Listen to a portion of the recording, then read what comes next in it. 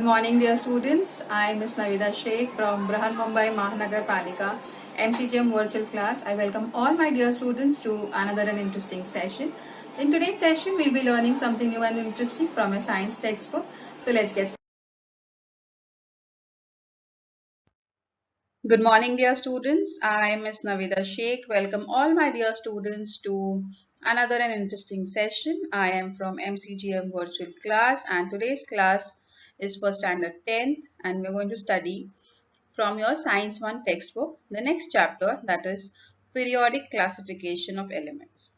Now, we have learnt about what are atoms, what are elements, what are molecules in our previous standards, right? And in order to study them properly and in a correct manner and easily, it needs to be classified. So that we are going to study in this chapter. Okay, so let's get started. In this chapter, we are going to study about elements and their classification, Robinier's triads, Newland's law of octaves, Mendeleev's periodic table, modern periodic table. So this is how we are going to move ahead in the chapter. Okay, so the first thing that we're going to start with is elements and their classification. So let's get started. Now, if you see around yourself, you see so many objects, right? You see your tables, you see your wall, you see objects like your stationery. You must be having stationery in front of you or utensils, right? Now, all things that are there, including your body, okay? Everything is made up of matter. We have learned that there are tiny particles which makes the matter. Okay, any object is made up of those tiny particles which is named as matter. Matter, it is something which makes up all objects and organisms. The three states of matter that we studied was solid, that is the particles are tightly packed together, and you have liquids, the particles have enough space to slide past each other, and then you have the gaseous state of matter. The particles are constantly moving at high speed. So here in this image you can see how the particles in a gas, how the particles in the liquid, and how the particles in solid are placed. Okay, in solid you see they are tightly packed, in liquid they are loosely, they have enough space to move, and in gas they are very loosely, they are not even attached properly to each other. Okay, so they can constantly move around. So we can say that matter is anything that occupies space and has mass. The next thing is element. The matter, if you break it down, and you get element. Now element is a substance consisting of only one type of atom. We have learned what is an atom, right? If you do not remember, don't worry, we'll learn about that also. So the different types of elements that are known to us are metals, non-metals, and metalloids. You have learned about this in your 8th standard. Okay, the different types of elements, that is like for example hydrogen, you have helium, boron, sodium, fluorine, nitrogen, aluminium, potassium, chromium, chlorine. Now these are all simple examples of the things that you make use of in your day-to-day life. Now water is made up of hydrogen and oxygen. Okay, then you eat eggs every day, it has nitrogen in it. Okay, then you eat bananas, you have potassium in it. So these are all elements that things that are there around you are made up of elements that are there. Okay, so these elements that we learned are classified as three types: metals, non-metals, and metalloids. Now, which is the smallest particle of matter and what is it called? So the answer is atom. We have learned that the smallest particle of matter is known as an atom, right? So atoms are the smallest unit of matter, were named by the Greek philosopher Democritus. It was a Greek word which comes from atomus, meaning cannot be divided. Okay, so atom is the smallest particle. We have learned this. We have learned about the parts also, but we will quickly revise about that. Now, what did we study? That anything that you have, any object that you have is made up of matter. Matter has molecules, and these molecules, if you further divide it, you get atoms. Okay, and inside atoms also you have further things like the nucleus, neutrons, protons, and electrons. So, in our previous class, we have learned that the atom is the smallest particle, and that all atoms of an element are of only one type. Means any element, if you take any element, it is made up of only one type of atom. Okay, so today 118 elements are known to us in the scientific world. Earlier there were about only 30 elements which were known to the scientists at around 1800 years ago. Okay, so more number of elements were discovered in the course of time. More and more information was gathered about the properties of these elements, and to ease the study of such a large number of elements, scientists started studying the pattern, if any, was present in the past information that they had got. You know that in the initial classification, elements were classified in the groups of metals and non-metals only. Okay, so in your 8th standard, you learned about metals and non-metals, that elements, some possess metallic properties are called as metals, some possess non-metallic properties are non-metals. Like that, initially they started classifying it as that. But later, they had another class of elements called as metalloids, which possesses both the properties. Okay, so as the knowledge about elements and their properties went on increasing, different scientists started trying out different methods of classification. So I hope this much is clear. Why are we studying this chapter and how this chapter has come into existence? Because initially there were only few elements which were known to them. But over the period of time, they started collecting information and they wanted to study about that all the elements in detail and properly. So in order to make it convenient and easy, they started to classify the elements. Okay, the same way we classify plants and animals, you have learned about them. Same way we're going to see whether there are certain dissimilarities, dissimilarities or something, some particular way of arranging the elements and then studying them. Okay, so let's see what happens.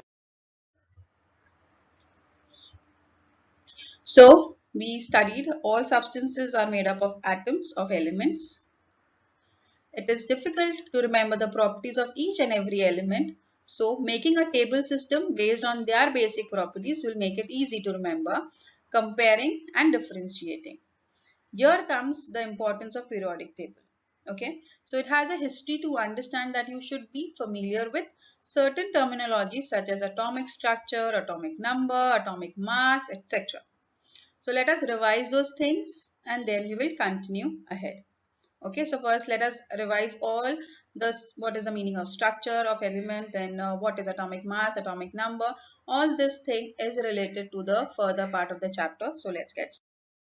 Now this structure of atom comprises of the center part, that is the nucleus, which possesses neutrons and protons. Okay, and in the outermost part you have the electrons. We have learned about the charges also of protons, electrons and neutrons. We have seen that outside the nucleus you have orbits or shells. Okay, the first shell has 2 electrons, after that the second shell has 8 electrons and the third shell has 18 electrons. These are the basic things that you have learned. This is how the atoms are placed and the electrons and the protons move. Okay, in the center you have the nucleus which possesses protons and neutrons. Outside that you have orbits which are rotating like we have in the solar system. Okay, and where the planets are placed, in place of that you have the electrons placed. Okay, here you can see oxygen atom and the aluminium atom, and you can see how the electrons are moving in the outermost orbit. Now atoms and molecules. When you have one single atom of helium, it looks like this. Okay, He. Okay, single atom of helium. When you have two atoms or more than two atoms of the same type, okay, I'm mentioning same type, like here over here hydrogen, two hydrogen molecules are placed together. That means this is two hydrogen atoms are placed together, that means it forms a molecule of hydrogen. Now if you see the third one, that is a compound. Compound means when you have a mixture of two or more molecules, it forms a compound. Now you have two hydrogen and one oxygen, which forms a compound of water. Okay, so atoms, molecules and compound. This is how it goes on. Okay.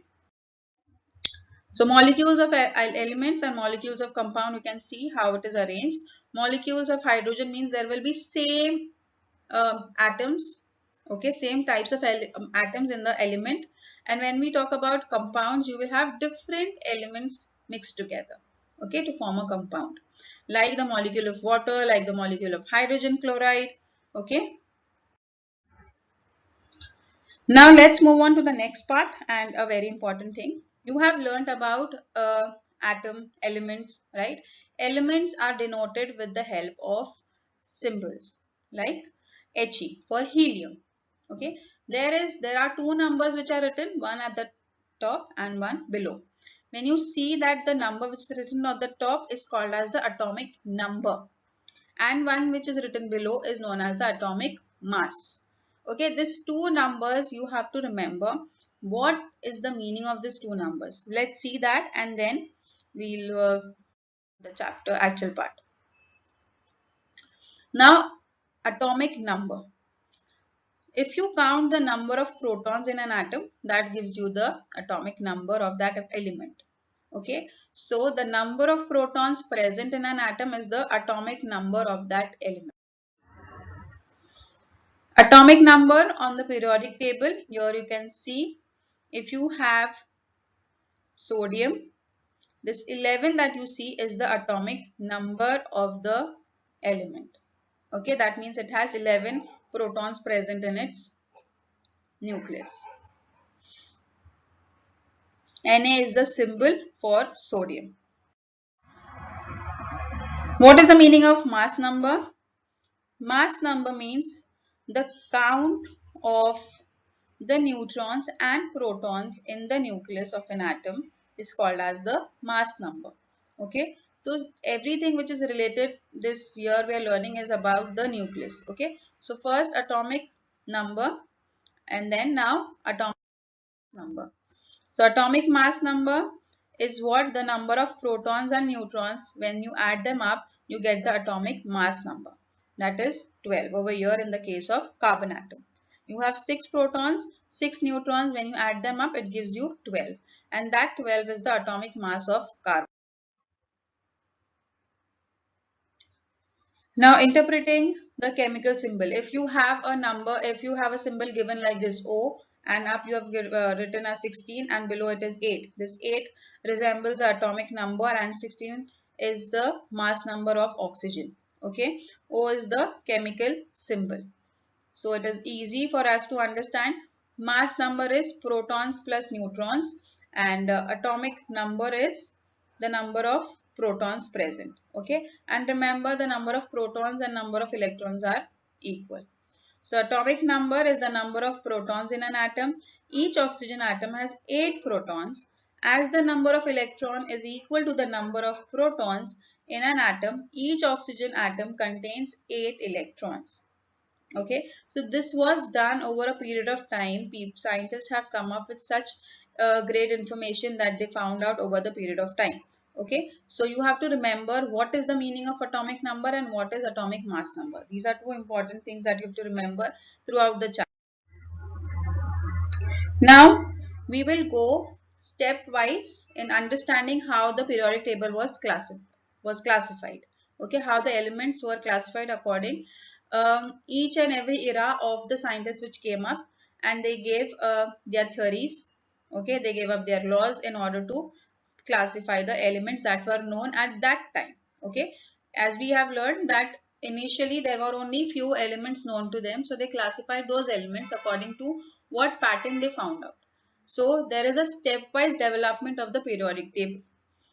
First will be Robinier's law of triads, Newland's law of octave, Mendeleev's old periodic law, and Moseley's modern periodic law.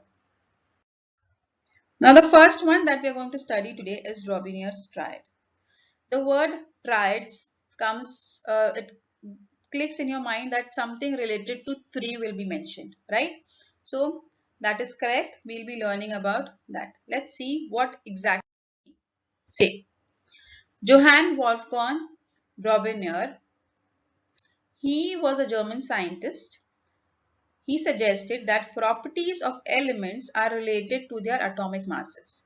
See, I told you, you have to remember the meaning of atomic mass and atomic number throughout the chapter because this will be mentioned again and again. So, atomic masses means the number of protons and neutrons in an atom. Okay.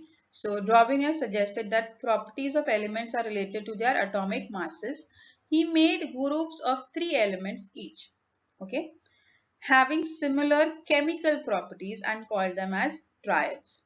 He arranged the 3 elements in a triad in an increasing order of atomic mass and showed that the atomic mass of the middle element was approximately equal to the mean of the atomic mass of the other 2 elements.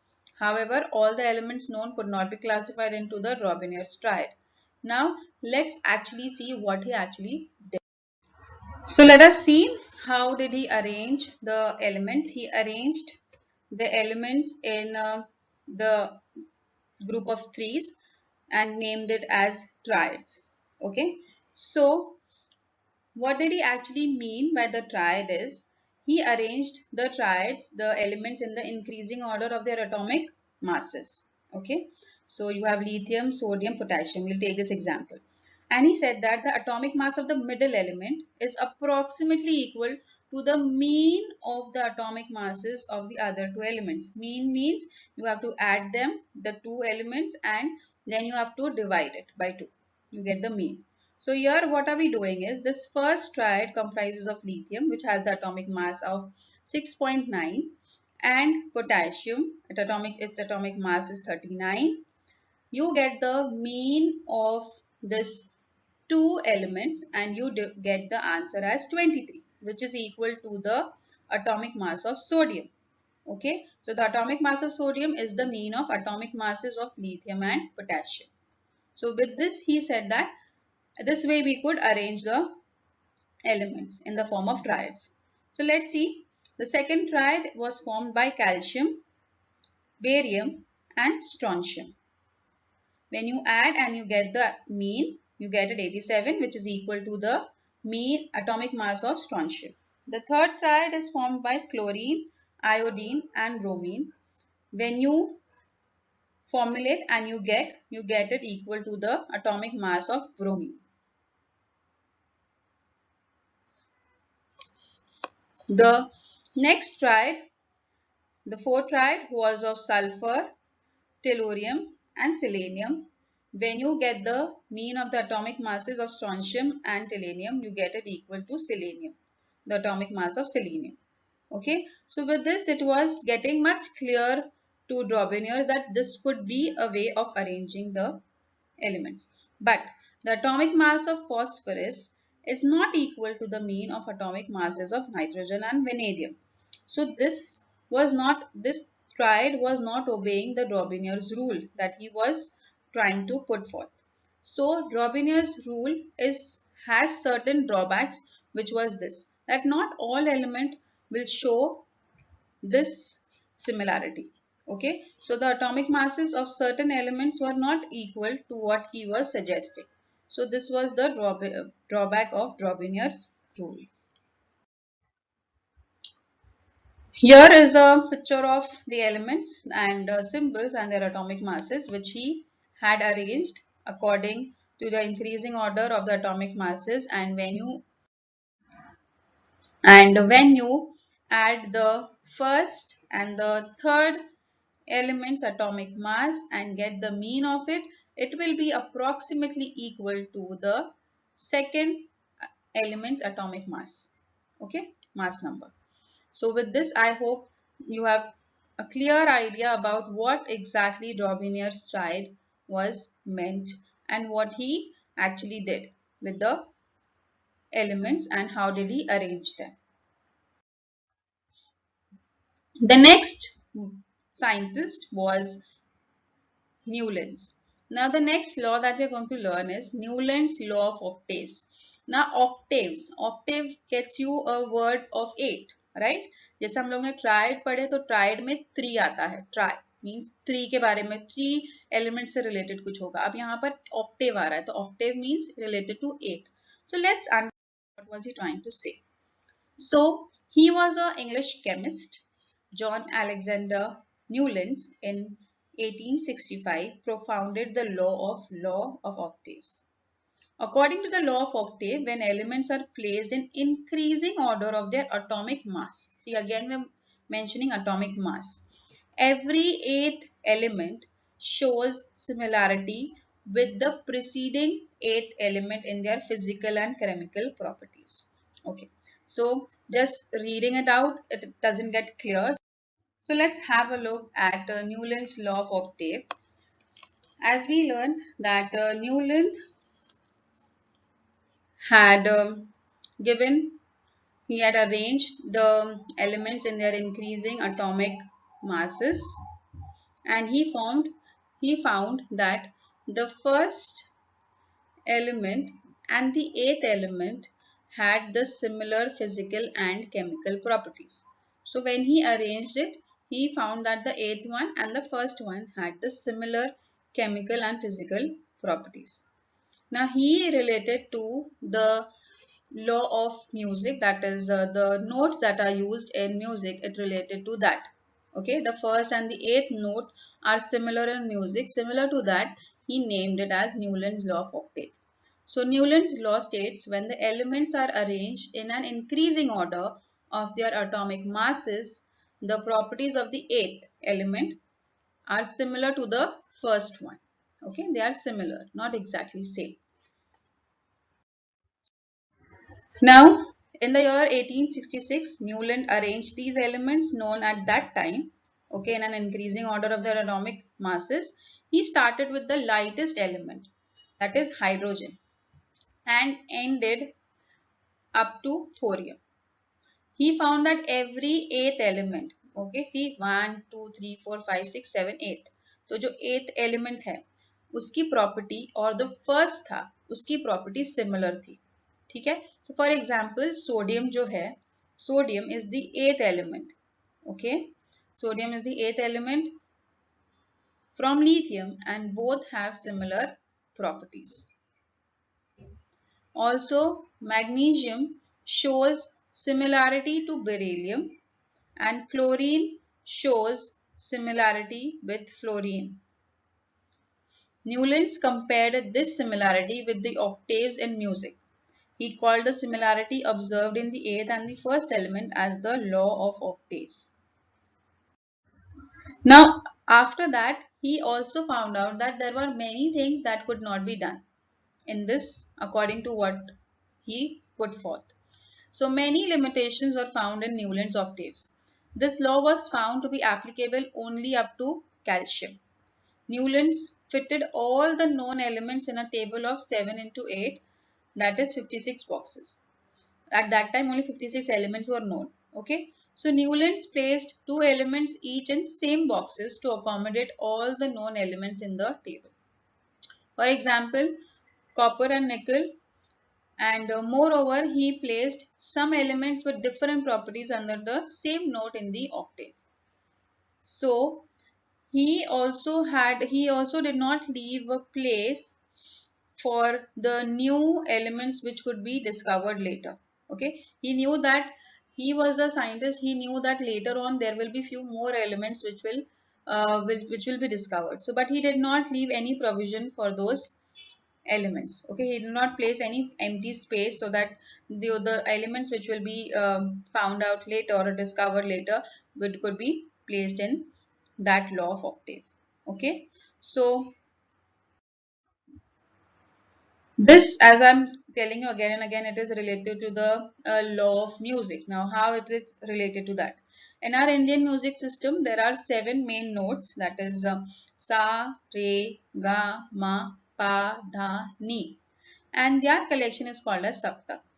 The frequency of the note goes on increasing from sa to ni. Okay, but When you come, then comes the sa of the upper saptak at the double frequency of the original sa. Means when you end this sa re ga ma pa dha ni, and then again you say sa, that sa which comes has the similar sound as the first one, right? So it means that notes repeat after completion of one saptak.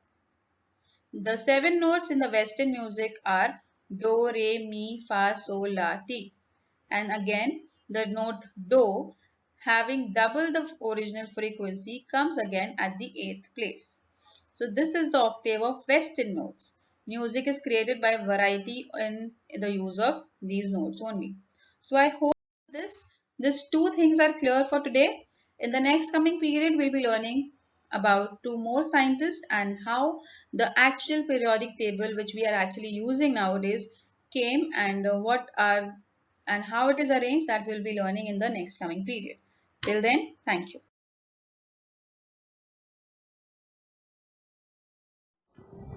If you liked our video, please subscribe to our channel and do not forget to hit the like button. Hope this session was quite useful to you. In the next coming period, we'll learn something new and interesting. Till then, thank you.